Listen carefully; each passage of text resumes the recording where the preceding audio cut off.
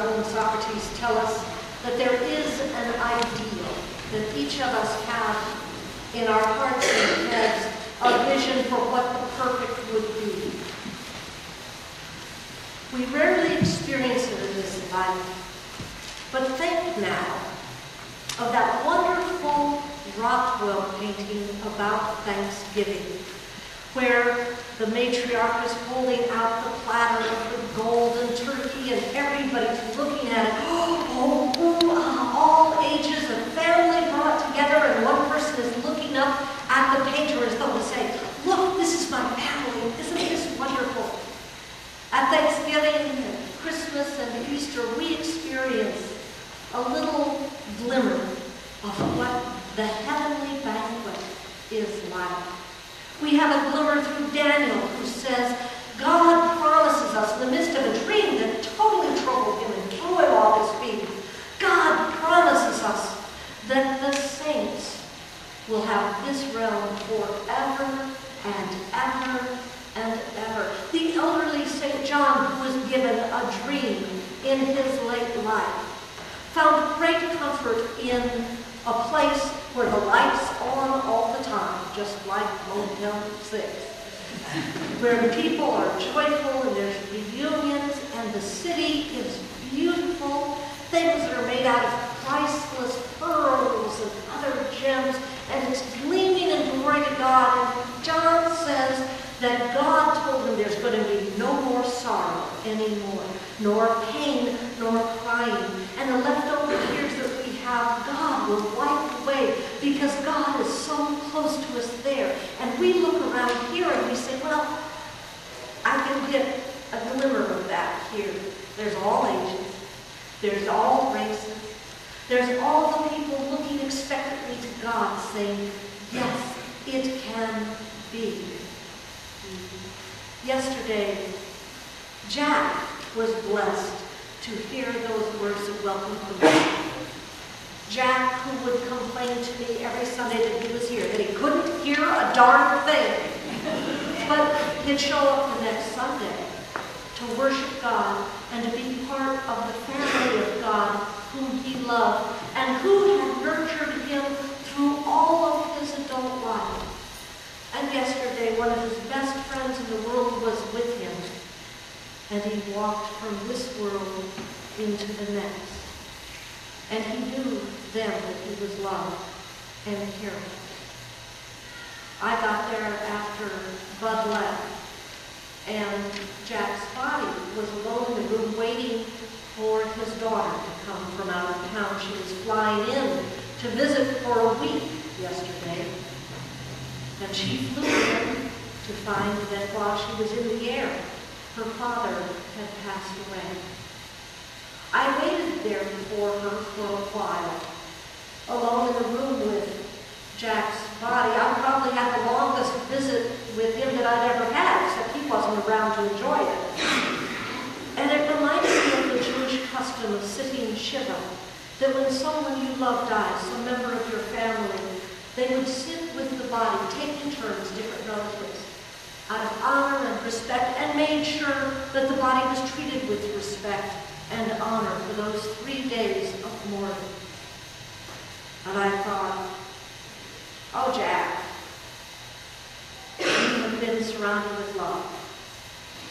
And now you're in a place where you've been made perfect. And because there was really no one there to hear me, I sang all 5 verses of Amazing Grace and was surprised in that context at how appropriate it all was when we've been there 10,000 years. But it goes on through Amazing Grace that saved a wretch like me. I once was lost, but now found, was blind, but now I see. Through many troubles, toils, and snares I have already come. 'Twas grace hath brought me safe thus far, and grace will bring me home. Yea, when this flesh and heart shall fade, and mortal life shall cease, I shall possess within the veil a life of joy and peace.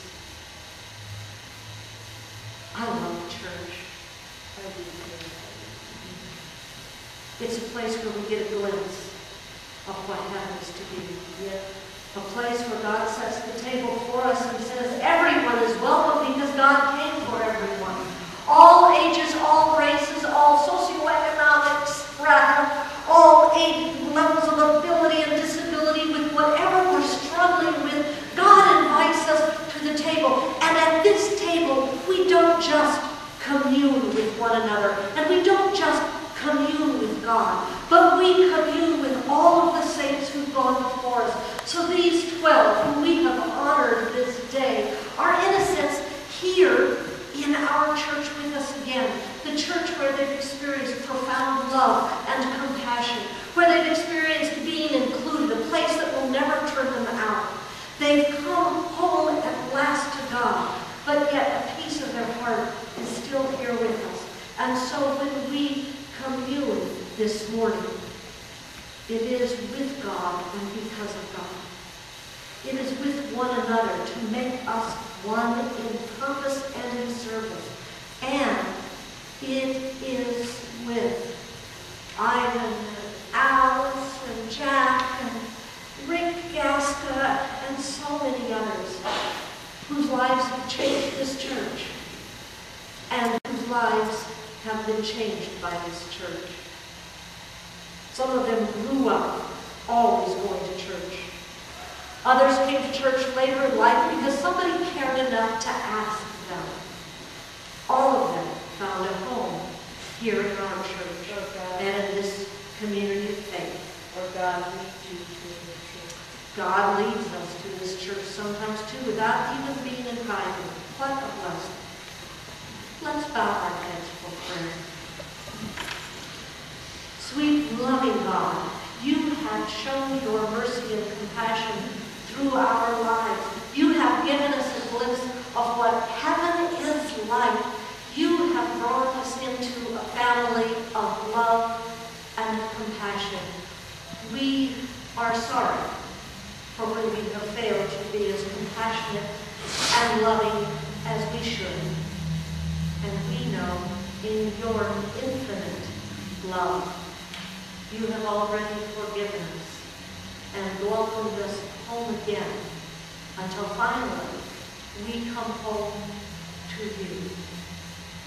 As each of our sisters and brothers whom we are remembering and honoring put on Christ in their baptism, we thank you that now they have put on the Lord. In the name of Jesus, amen.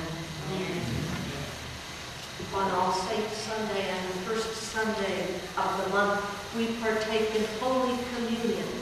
If you'd like to follow along in the book, it's on page 17 in the hymnal, but I believe everything will be on the screen as well.